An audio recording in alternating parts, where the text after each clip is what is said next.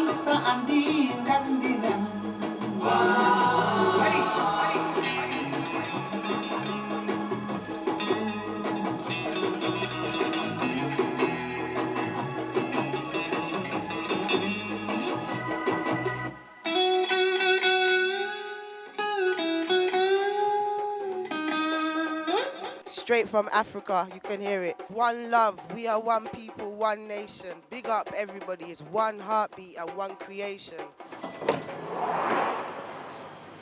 This station is Mornington Crescent.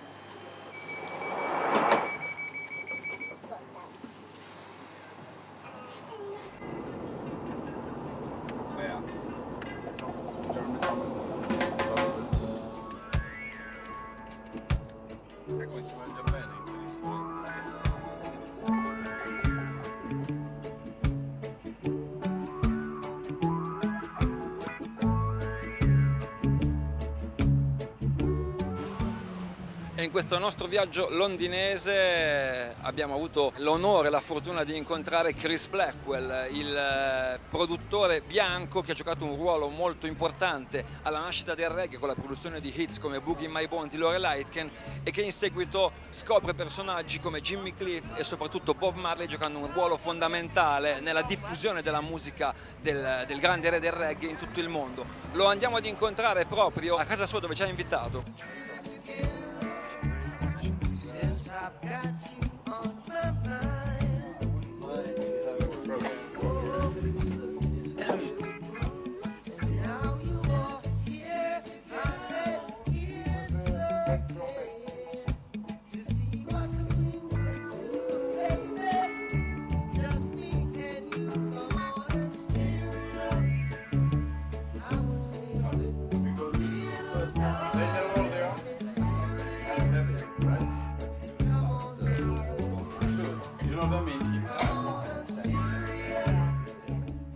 Another day, another day, another day. The boat was ran out of gas. We were stranded a long way away from anywhere, which is an area now called Hellshire Beach, but at the time had no people living there. I went out to look for some help, and there was nothing around, so I walked along the coastline for a great deal of time, maybe 6-7 hours, starting at 6 o'clock in the morning, and eventually came across a beach, and on the beach there was a little cottage, little hut I should say. I went towards it, this Rasta figure put his head through the window, and at the time, this was like in the late 50s, maybe 56, 57, 58, somewhere around then, the Rastafaris were very much sort of outlawed in Jamaica. They had a lot of negative publicity about them. They were self-employed in that they were carpenters or fishermen or musicians, etc. But in general, they were not well known, or they were sort of outcasts in general. They were always written up as being murderers and very anti-white people, etc. So when I saw this person, I was actually quite nervous. I asked him, could I just lie down for a little bit? Because I was really tired, and he said, okay, you can lie down for a little bit. When I woke up, night had fallen now, and there was 6 or 7 other Rastafari in the room. And I was very scared when I woke up. But they all they were doing was reading to me from the Bible, and they were far from what I'd read about, far from what I'd heard about. In fact, quite the opposite. They were very gentle and very peace-loving, and so obviously that experience changed my whole opinion a huge amount about Rastafari. Do you remember me? Remember me, remember me, remember me, remember me, yeah. Do you remember me? Remember me, remember me, remember me, yeah, yeah. Do you remember me? Remember me, remember me, remember me, yeah. Remember me, remember me, remember me, remember me, yeah, yeah. Do you remember me? Remember me. Vivian Goldman, una scrittrice, una giornalista che ha vissuto in prima persona i giorni del punk e ha condiviso tempo importante con Bob Marley e i Wailers in tour, amica di Bob Marley ai tempi e testimone del flusso creativo che ha generato Exodus. Ha scritto un libro bellissimo appunto su questo capolavoro che si chiama The Book of Exodus e adesso vive a New York City dove insegna punk e reggae in una università dedicata all'arte. When it comes to the Exodus album, it was very lovingly sequenced by Chris Blackwell. And when you had it on an album, as opposed to a CD or a digital download, it really takes you on an incredible journey. It was his reaction, in part, to the assassination attempt that occurred at his home. On the Exodus album, on the first side, there's a lot of very confrontational songs. You know, like Guiltiness. These are the big fish that always try to eat down the small fish. Mm-hmm. They would do anything to materialize their every wish. You know, he's looking very honestly at the evil within people and what people will do to one another. And yet at the same time, it's a great gift how at the end of the album, it's like he walks you through the valley of the shadow of death. And at the end of the record, he releases you into a sort of joy with songs like Three Little Birds and One Love, songs of healing, songs that give you strength to go on and face the challenges that we all face. And I have to say that the message of Exodus, which also is very important to realize, that in a sense, the key message of Exodus is not only for all the struggling refugees, also refers to a journey of consciousness within oneself, an inner journey, an inner realization, and an inner awakening, you know? I think that is really the movement of Jah people that Bob refers to.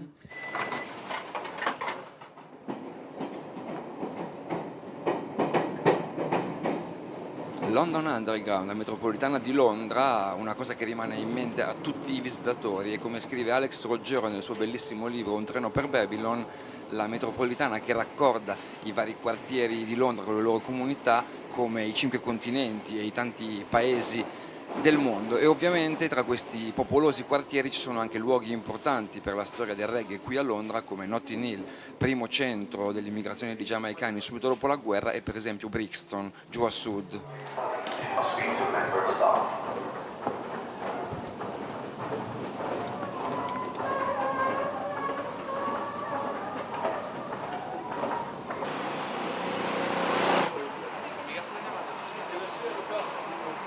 That the very first Jamaican people in London were living here in the late 40s and in the 50s. Yes. And we fought in the war, everything. It's only a few years, it was about 10, 12 years ago, the first time every black man got and started to speak up for themselves. Because most people around here don't speak up for themselves, right? They don't tell the true fact.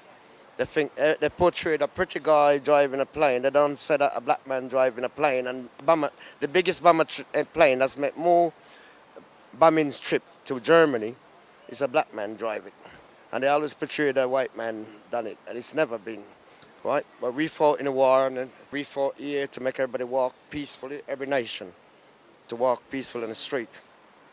And without us, nobody survived here. Do you remember me? Remember me, remember me, remember me, remember me, yeah. Do you remember me, remember me, remember me, remember me, yeah, yeah. Do you remember me, remember me, remember me, remember me, yeah, yeah. Remember me, remember me, remember me, remember me, yeah, yeah. Do you remember me, remember me, remember me? Hey, now, never. Good afternoon, ladies and gentlemen. This is Network Service Update broadcast. Starting FYADUB. Change here for the Central Line. This is a District Line train to FYADUB.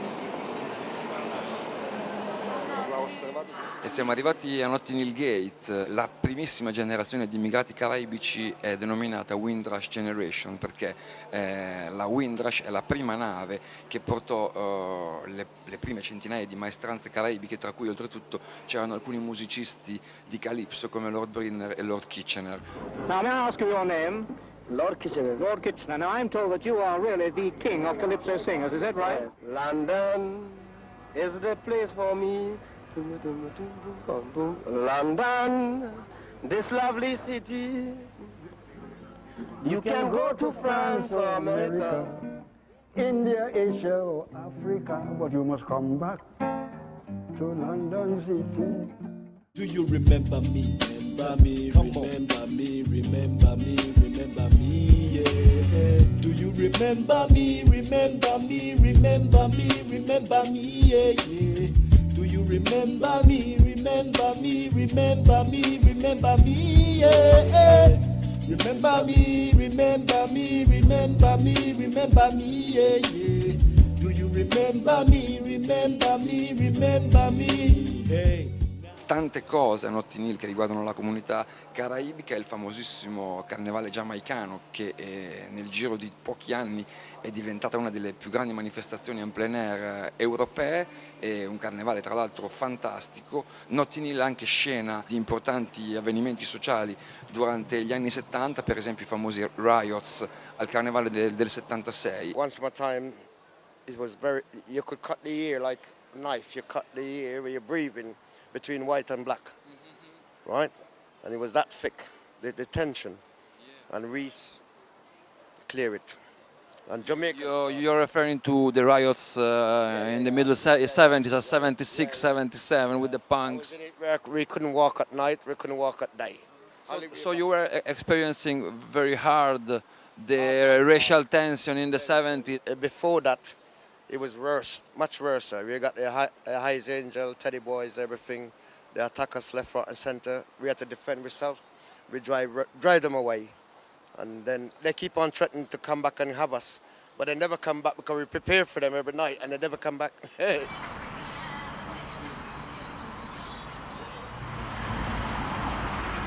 Living in London since a long time in this area, Portobello Road. No, I don't live here. I work here, just up the road. Okay. Yeah, 2 years, 2 or 3 years. So do you know about the history of this area, like the Jamaicans living here since the late 40s? Yeah, I mean it's had quite an interesting history because there was the Windrush. I think that was in the early 50s or 60s. I might be a bit wrong. Late 40s, like 1948, the Windrush. Yeah, the Windrush. So a huge population, West Indian population, being here, and then slowly, I think the area has become more and more gentrified. With certain celebrities living here and the rise of the popularity of the carnival as well. Do you know any Jamaican people? Did you experience any contact with Jamaican people here in London? Yeah, there's lots of people around this area who are Jamaican, yeah. Do you like Jamaican culture, as I don't know, the cuisine, the music, the dance? Yeah, I mean, I don't know that much about it. I mean, you get snippets in London, but yeah, I think it's a really interesting culture. The cuisine seems good, jerk chicken and yeah.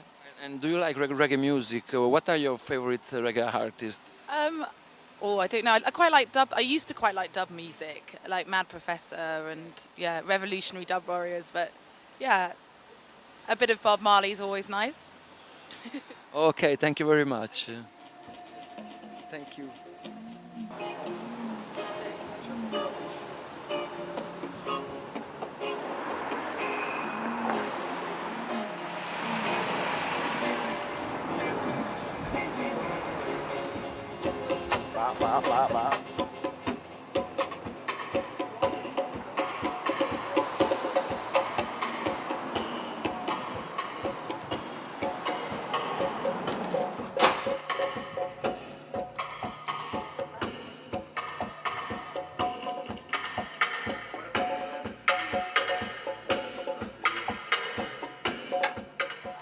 numero 31 di White Horse Lane, periferia sud di Londra, gli Iowa Studios di Mad Professor. Un produttore indipendente, un dub master che ha contribuito in modo fondamentale a popolarizzare a nuove generazioni negli anni 80 e 90 il dub, il roots e tanti altri stili di reggae. Ha lavorato con personaggi leggendari come Johnny Clark, Hugh Roy, Lee Scratch Perry, Michael Prophet e tanti altri dalle fondamenta del reggae, molto conosciuto in Italia, che con grande eclettismo è passato ai remixes dei Massive Attack. Ha avuto anche un ruolo molto importante collaborando con artisti punk e new wave alla fine degli anni 70. Reggae in the 70s was a lot more militant. In fact, the most militant reggae came out in the 70s, you know, wherein sometimes the lyrics don't have to go on a rhythm track, but you know this rhythm track is coming with like some force and power. You have to remember we had several problems with black youths and police, like in the carnival and even when it wasn't carnival, you know.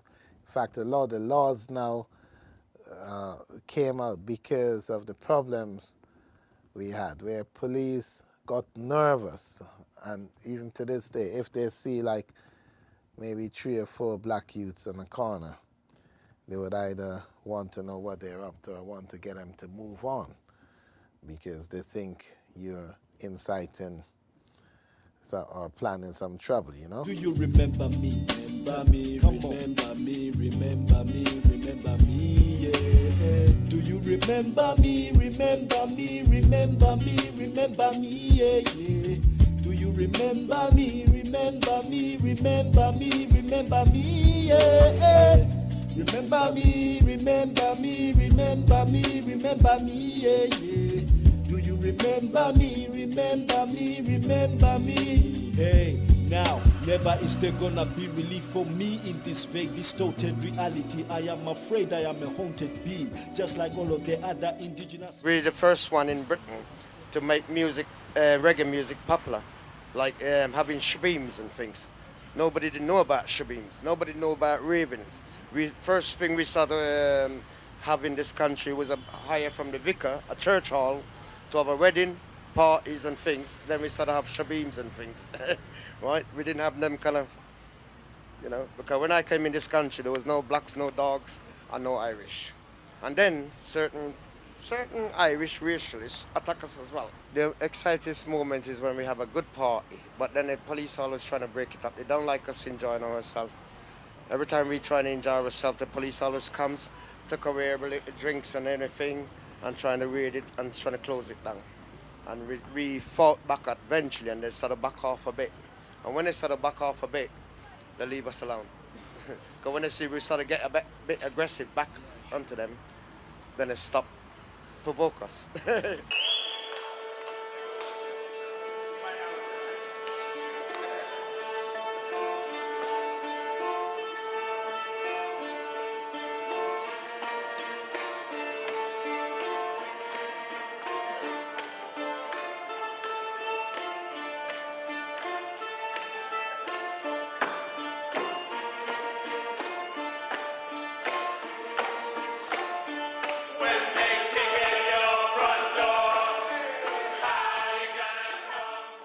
I remember this discussion that we had.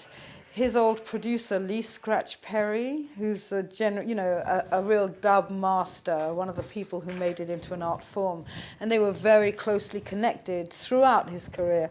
So Lee Perry was staying in this flat in the Basing Street studios, and The Clash had their album coming out, and it had on it a version of Police and Thieves, which was a Lee Perry production sung by Junior Mervyn. I was curious to see how they would respond to this version of a much-loved reggae song that was a sort of real anthem for the punk generation, because the message of Police and Thieves, is one that's saying, don't trust the system. That was really the connection between Rastas and punks, really, was that they were both the underclass. They were both the rebel souls of their communities, I have to admit that Bob was slightly alarmed by the punks. He was a bit confused, and he was like, who are these people, you know, why are they going around looking like this? And so I was explaining to him the connection, and they were not interested in traditional fashion. People were pulling together their looks, and it was a statement, you know. In the conversation, he really saw what I meant, and he said to me, he said, I don't really like to see those safety pins in the ear and the nose and things, but he said, I like to see a man who can suffer pain without crying. Do you remember me? Remember me, remember me, remember me, remember me, yeah. Do you remember me? Remember me, remember me, remember me, yeah, yeah. Do you remember me? Remember me, remember me, remember me, yeah. Remember me, remember me, remember me, remember me, yeah, yeah. Do you remember me? Remember me, remember me, hey. Punks identify with this police repression because the police didn't like the punks either, you know. They used to put a lot of pressure on them. They were almost anarchists, you know, they're with safety pins and antisocial. All loved reggae and they all wanted to do reggae. We had bands like The Clash doing things like Police and Thieves and stuff like that. And at most reggae gigs, you got it, most punk gigs, they would like have a reggae band supporting them. There was a project called Rock Against Racism that had things like Misty and Roots and Ruts DC and things like the regulars, reggae regulars, and so used to support. So there was this kind of marriage going on, and even on the other side you had a few punk chicks checking a few of the black guys as well, you know, naturally, you know, and vice versa, you know. Yeah, you know, love goes around. Reggae really became the black punk music in a sense, because it was a music that had a consciousness and that had an edge, and it wasn't all smooth and sweet and stuff. But I went one day to a show to see The Clash, and I love The Clash. And at that show there was a girl group called The Slits. Okay.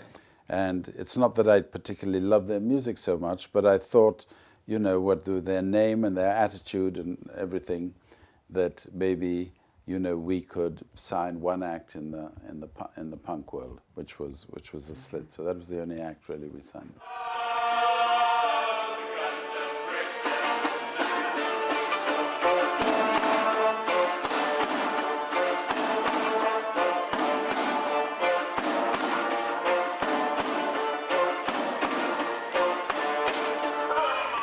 Dopo il nostro viaggio in Giamaica dello scorso anno, quest'anno Londra, la grande città, è lo scenario delle nostre operazioni. Il nostro scopo del viaggio in città, qui per esempio siamo a Brixton, uno dei fulcri dell'immigrazione caraibica in città. La seconda ondata, quella che ha seguito la prima ondata, la cosiddetta Windrush Generation, quella di Notting Hill Gate, più centrale rispetto a Brixton.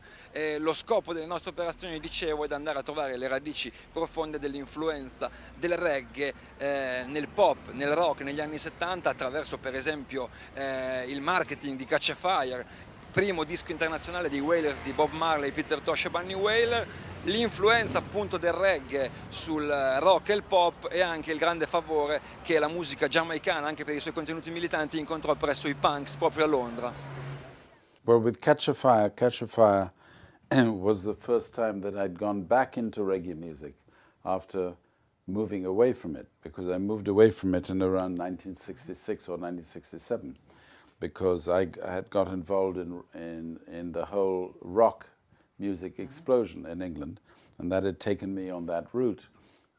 The only artist who I had a connection with in reggae music was Jimmy Cliff, but other than that I wasn't really involved, and that was because I'd brought Jimmy Cliff to England.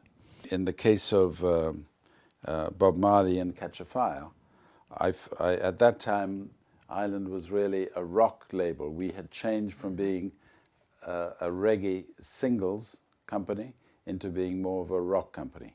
And so when I met with Bob, obviously I hadn't lost any of my love for Jamaican music, and it was also great to meet him because I'd released a lot of his records without ever knowing him before, firstly the One Cup of Coffee, the first song, but then later on Put It On, Bend Down Low, a lot of other songs which I really, really liked of his, but I'd never met him. And then when I met him, I felt that, and now if you can imagine it, I was really much more in the rock business than the reggae business. And so when I met Bob, I felt that because of who he was and his presence, that he could and should really be promoted more as a rock artist. And I was thinking in my head of the fact that Jimi Hendrix had already become a black rock star. So it would really be possible for Bob really to do the same.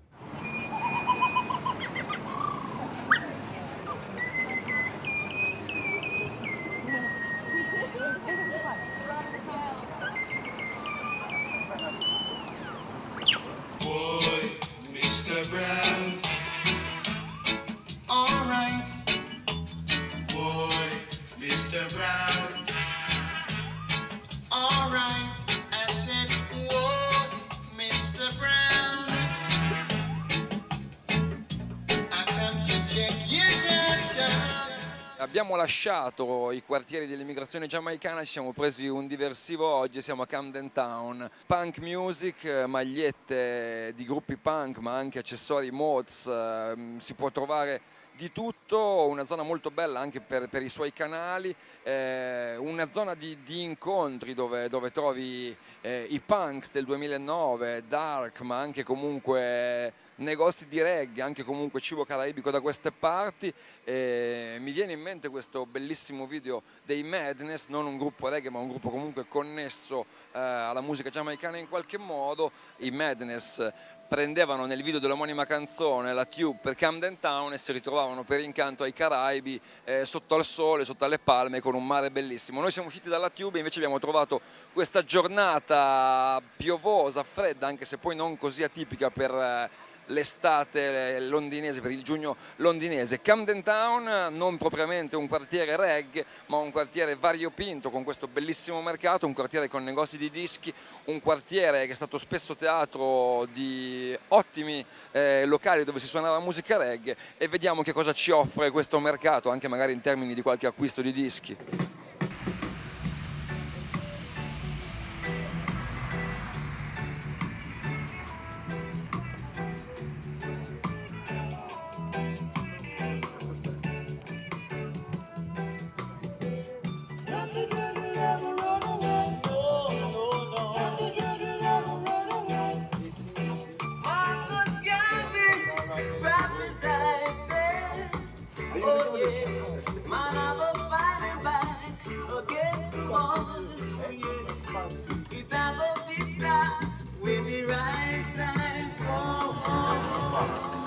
Questo è bello.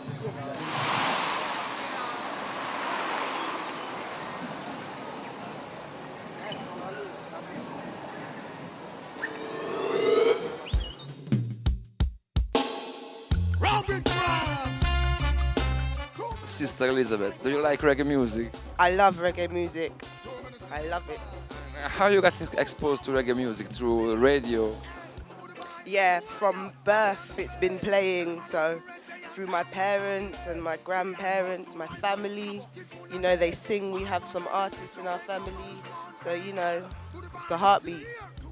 And which artist do you like more? Buju Banton, love Buju Banton, love him. Rockstone. What do you think about the living of the Jamaican community now? Yeah, we have Jamaicans in our family. We're persecuted because we are herbalists, but other than that, we persevere. So we give thanks to the Almighty.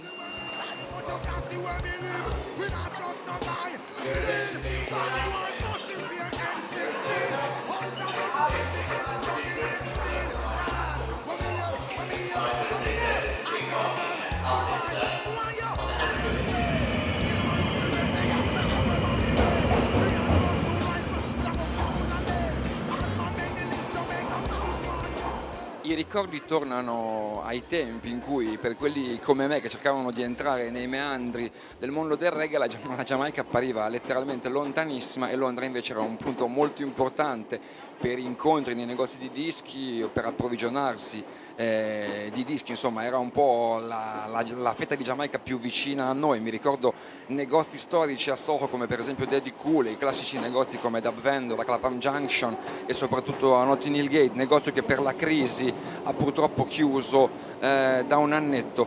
Questi sentimenti oltretutto sono stati racchiusi molto bene dalla una delle primissime canzoni di Africa Unite che si intitolava proprio Last Train to Brixton.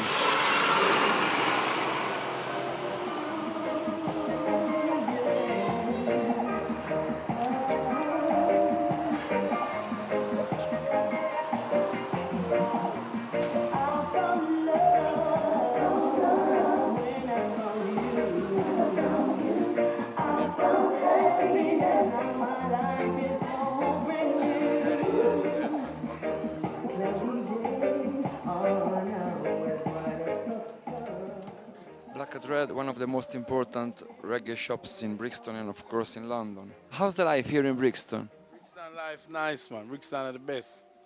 Brixton, you have no problem as long as if you're part of the community, you're all right. The people them take care of you and, you know, it's a nice place to be. And Jamaican community is still nice here in Brixton? Yeah, man. Big up the Jamaica community. Jamaica community, massive. I think we outnumber every other nation in this area.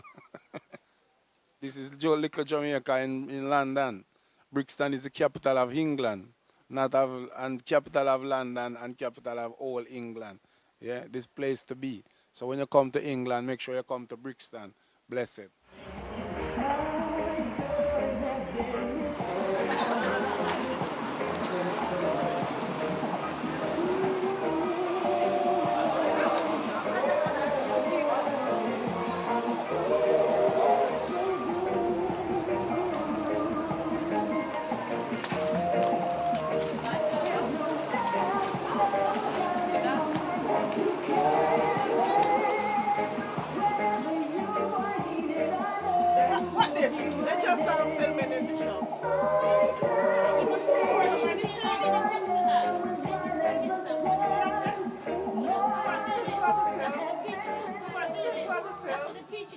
Brixton is a main place that quite a few of our people come to meet each other, and we sometimes discuss all the different things that has been happening, and also it's a place that not just the Jamaican people but all different black people from different country and ethnic background comes together, and we just unite in buying our goods, talking, and things like that.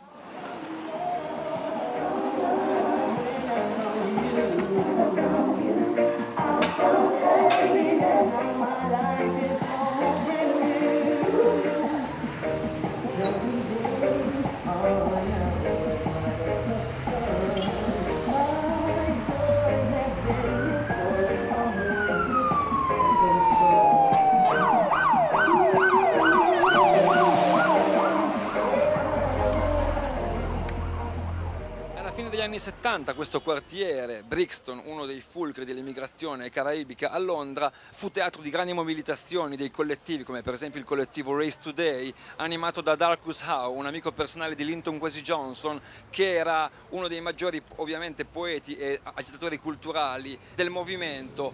Alcuni motivi scatenarono dei veri e propri riots da queste parti, per esempio un attentato da parte di ignoti neonazisti rivolto verso una casa a New Cross dove era in atto una festa serale di adolescenti caraibici in cui morirono parecchi ragazzi. 13 ragazzi morirono in questo incendio di New Cross, il cosiddetto New Cross Massacre. Brixton fu teatro quindi di scontri, mobilitazioni veramente al limite della lotta che molto spesso come mediatore Linton Kwesi Johnson si offrì di moderare. Couple of acts that you were also involved in the early days that straddled that divide to a certain degree. You have Linton Kwesi Johnson. So what can you tell us about these UK-based reggae acts and that fertile creative period? Well, Linton Kwesi Johnson was really unique. And his first record, Forces of Victory, was really an important record. You know, it was something that everybody latched onto. Listening to the words, what he had to say was really, really important. Last carriage, please move towards the front door.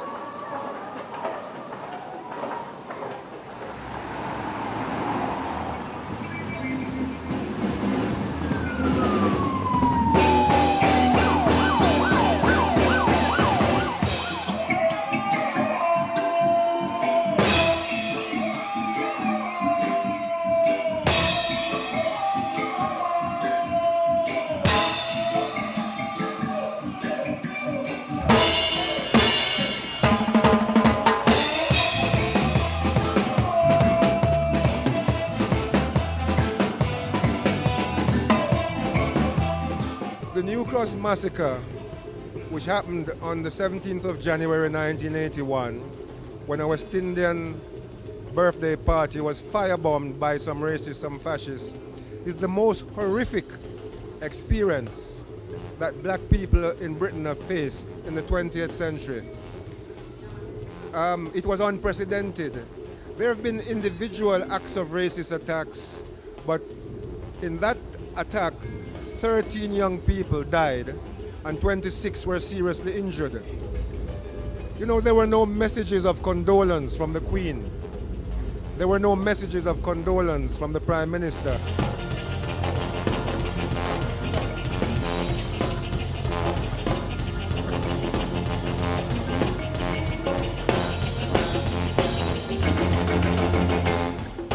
War. They say, listen, oppressing man, hear what I say. But what this tragedy did, it galvanized the black community and brought us together, and we formed the New Cross Massacre Action Committee and was able to mobilize 20,000 people to march through the streets of London. A melancholy locked in a cell. Those hours of torture touching hell. Those blows that caused my heart to swell were well numbered. And give the government and the authorities notice that we had some power and we were willing to take to the streets to use that power if they didn't do something about these racist and fascist attacks. And that was the Black People's Day of Action that happened in March of 1981, 2 months after the New Cross fire. No run. You did sound your siren on his war now. War. The special patrol will. The tragedy of the New Cross fire galvanized the black community together, and out of it came something which was very powerful, the Black People's Day of Action, and it was the first watershed moment in the history of the modern black experience in Britain, because it gave, it made the authorities begin to set into motion some changes and to deal with some of the problems to do with racial equality and so on. It was the first significant moment since the 1958 Notting Hill riots. It was the most significant moment in our history.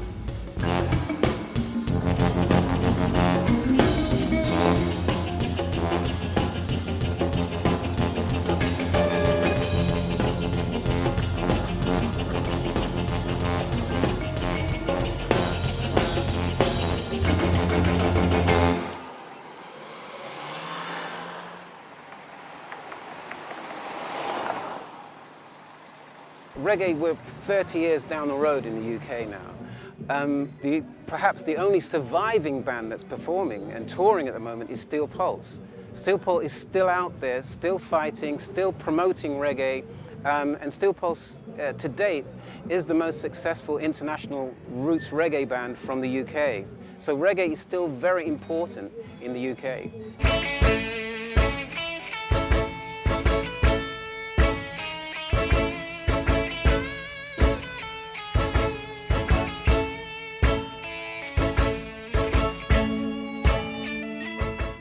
When we started out, we actually started out in the mid-70s, and we were actually learning to play at that time, and we're from Birmingham, and actually a district within Birmingham which is called Handsworth.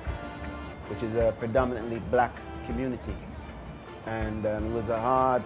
We met Chris probably maybe the summer of 1978, you know, probably just before we got on the Bob Marley tour. We've been around for a good part of 30 years now, and as you know, we started out with rebellions, things spiritually, things that politically orientated, and you know, since our start till now, there's been a brand new generation. Even more so, I mean, with the acts that have coming in over the past few years, they're still coming through with pretty much political statements and, you know, the whole ideology of chanting down Babylon. The good thing about it that what we've been discussing 30 years ago is still pretty much a theme and a subject matter that is relevant today. So it is giving us a brand new lease of life when it comes to, you know, the next generation to support Steel Pulse. Steel Pulse came from Birmingham, and they had their own rhythm, which was great. You know, when people don't know music very well or know a specific type of music, like people will say, well, all classical music sounds the same, or people would say all jazz sounds the same, or people would say all reggae sounds the same. Of course, it's nonsense, you know. The closer you get into it, you know the difference. And Steel Pulse, you know, from the first 5 seconds of a Steel Pulse record, you know it's Steel Pulse, because they have completely their own separate rhythm. They created a unique thing, Steel Pulse. Very important, very, very important group. How can we sing in a strange land? Sing in a strange land. I don't want to sing in a strange land. Sing in a strange land. Liberation. Well, punk doesn't really exist in the form as how we knew it back there 30 years ago. And punk music was really the music that we use as a stepping stone to evolve and a stepping stone to establish ourselves as a, you know, as a reggae entity, and you know, for the world to recognize. Reggae in the UK is one of the key catalysts behind pop music. I mean, between the kind of mid to late 70s and the early 80s, reggae was the commercial format in the UK. It came together at a point when punk came together with black music in the UK. So black music became commercial in conjunction with punk. It was a struggle between the working class, the white working class, and the black working class at this point. And that brought together unity, which is actually still together in the UK with regards to music production. However, having said that, if you're black in the UK and making music, it doesn't matter whether it's reggae or soul, your struggle to be successful is very different to your white counterpart.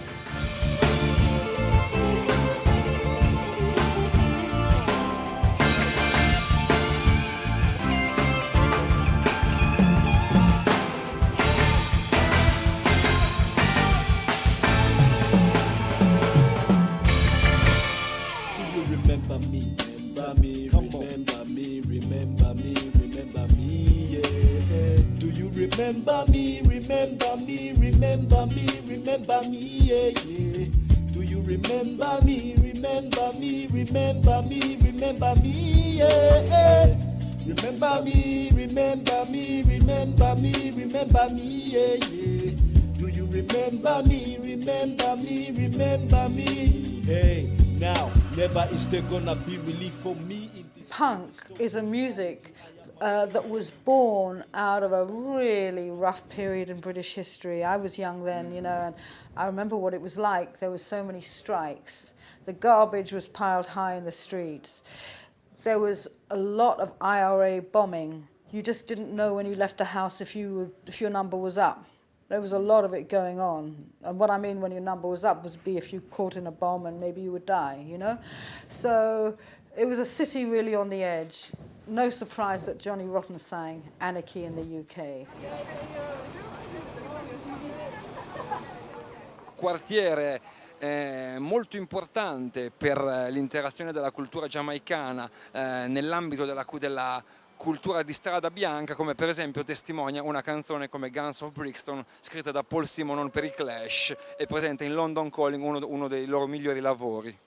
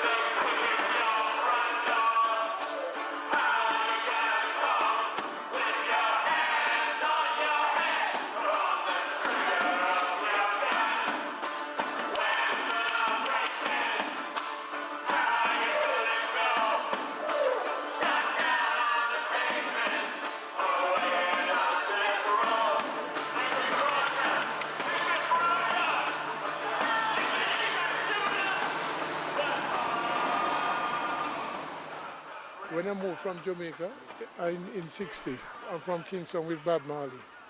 Bob Marley is my schoolmate. Same area, Trenchtown? Trenchtown, yeah. Right, I've been here from the 60s, but things was rough. Because you have to fight your way. We used to fight from up Labrick Road, right back to our Batix Road, St. Mark's Road.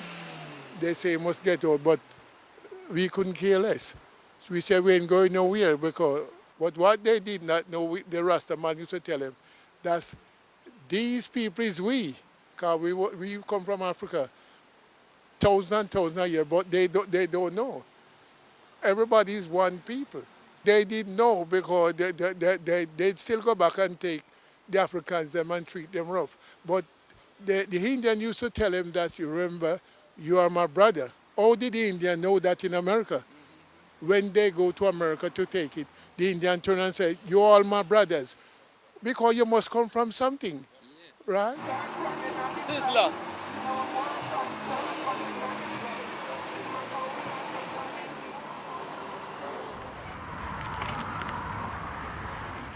The racism is there, but we just get on with our life. You understand? Because we can't really do nothing about that. Racism is going from like way back in history. So most of the people, they still have that in their mind. So we can't do nothing about that. Because that's just their mind. We know we're free people, we're free-minded. The chain is boss. But it's just for them to like free up their mind and just let people just live. Because that's how we really want to just live and make enough money. That's the joy. Make a lot of money. My joy really is to go back to Jamaica or go to Africa, go live. Do you remember me? Remember me, remember me, remember me, remember me, yeah. Do you remember me? Remember me, remember me, remember me, yeah, yeah. Do you remember me? Remember me, remember me, remember me, yeah. Remember me, remember me, remember me, remember me, yeah, yeah. Do you remember me? Remember me, remember me. Hey, now, never is. What are your memories about the life here in the 60s? It was better than now. You used to get £5 a week. You work for £5 a week. And things was better anyway because but you could get a job. But you can't get no job now. Everything is finished for everybody anyway. Well, and then the buildings them is changed because we are the one who they put up all these new buildings. Because we fight, because we never have nowhere to live over there. It's the same thing. It was a lot of elderly house, but now it's all right now. Do you remember me? Remember me, remember me, remember me, remember me, yeah. Do you remember me? Remember me, remember me, remember me, yeah, yeah. Do you remember me? Remember me, remember me, remember me, yeah. Remember me, remember me, remember me, remember me, yeah, yeah. Do you remember me, remember me, remember me? Hey, now, never is the Jamaican community that came into England revolutionized England. If the Jamaicans and the and the Trinis, let's not forget the Trinis and Carnival, you know, if the Caribbean people hadn't come into England, it would be a much duller place and it would have contributed far less to the popular music of the world. It would be less of a hip destination. Why? Because, you know, the English were very straight-laced and, like, everything closes at 8 o'clock and so on. Now, you know, the Jamaicans, they were going to party. Nothing was going to stop them partying. They had the sound systems, which is a sort of portable cultural medium. The carnival is good, but it's not as nice as before because you have too much police. And they just like have we just going around in one little circle. Sometimes you can't even, you see like this is Cambridge, this road that we're on now is Cambridge Gardens, and over there's Acklam Hall. This used to be big with the carnival, but nowadays the carnival coming like a joke. But we still come, because it's only once a year, so you have to come. You understand? So we just keep on coming. And do you like reggae music? Yeah, we love it. And what are your favorite sounds playing at the carnival? Well, you have Saxon. You have One Love, Channel 1, you have Java, you have the next sound down here so, from Peckham that plays on here so as well, Lord Gellies. Yeah, you have quite a few reggae songs, but you catch me off guard, I can't really tell you the whole of them right now, you see me? Yeah, I know about the 60s. It was great life, and it's still great. Bit expensive at the moment, but it's lovely living around this neighborhood. Things a bit tough at the moment. Compared to the 60s, things was more bubbly, you know. Things was really great in the 60s. You could bring back the 60s right now. It's completely different to Portobello Road. If you go into Brixton, you can tell the feelings that these people are definite Brixton people. Around here, you find more friendlier people. There's more violence down there, there's more frustration, I don't know, the populism. So I think so, you know, because there's violence everywhere, but you don't pick it up very regularly around here. Thank you very much. You're welcome.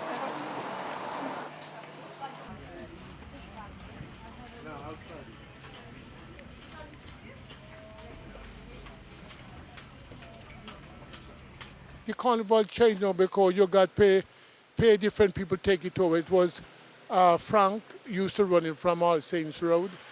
I used to play the band, so I used to play music too. But everything changed now. Then they bring in this and they bring in that, and all the big shots take it over now. So it's actually mash up. The carnival is actually finished because we are not partaking in it again. Everything gone. We just backed out because, well, we're getting age now. The younger one, them taking over. But when them taking over now, they do it different. We used to got place in a tabernacle, around All Saints Road, where we could meet together on All Saints Road. But Was it like a community place, the tabernacle? There's no community now. Because we was the community, and all of we split up.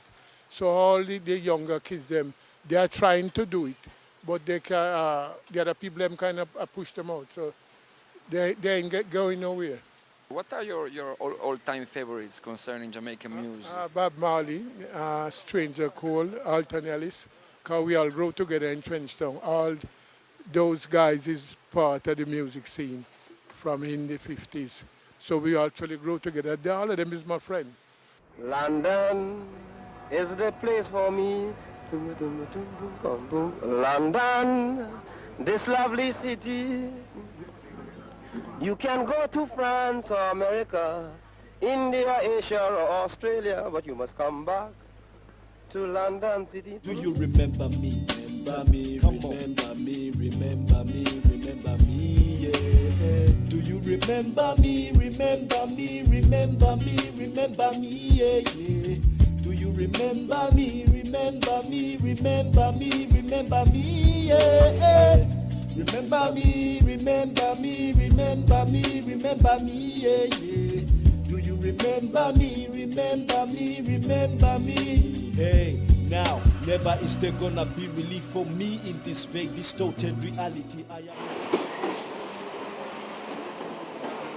Ali Campbell era uno dei membri fondatori di UB40, un'esperienza molto importante che lega il rock alla musica giamaicana. Ha lasciato 2 anni fa il gruppo per problemi non solamente legati a politiche artistiche e sta intraprendendo una sua carriera solista. Andiamo ad incontrarlo ai Kensington e parleremo quindi di lui a proposito dei suoi nuovi progetti, ma anche ovviamente della lunga e gloriosa carriera di UB40. Dobbiamo muoverci perché sta arrivando il treno e credo che dobbiamo prenderlo piuttosto in fretta.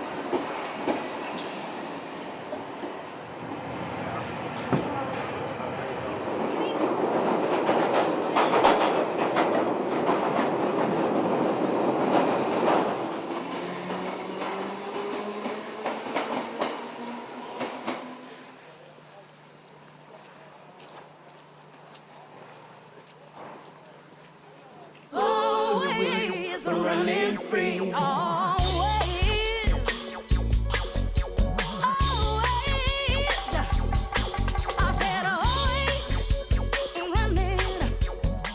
You did mention racism and injustice.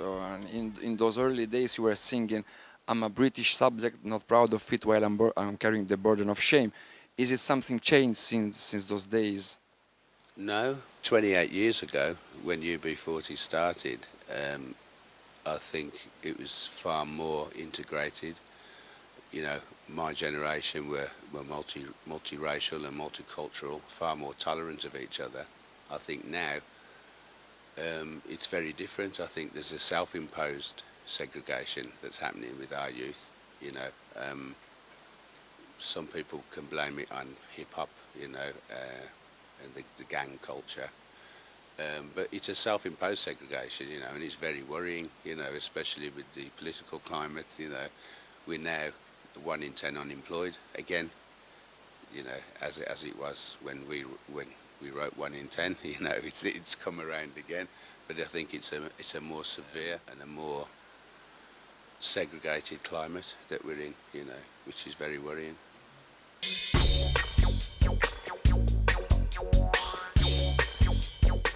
About your very beginning, how you got exposed to reggae in Birmingham? Well, I lived in an immigrant area, predominantly Asian and West Indian, you know, so I love Asian music too. But the music of the streets was reggae, you know, or was rock steady in those times, you know. I mean, I've loved reggae since I was 10 years old, you know. Never refugee, always running free. And you got those that very strong name you before that was the unemployment form. So how that idea came to get that name?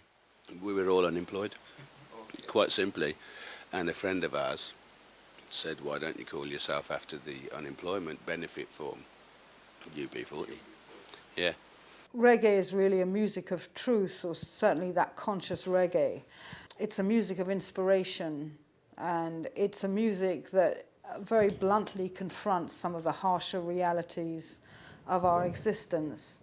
And at the same time, often they give it a hopeful twist, as Bob did in Exodus. So it has a lot of resonance. It's very rich. It's not just something completely disposable. That's why, you know, reggae continues to grow. But I think before we finish this discussion, I have to put in a word for dub, because dub music was really the transformational, arguably, I regard that as Jamaica's really the greatest gift to the world, dub. Zion, Babylon, Zion, Zion, Zion.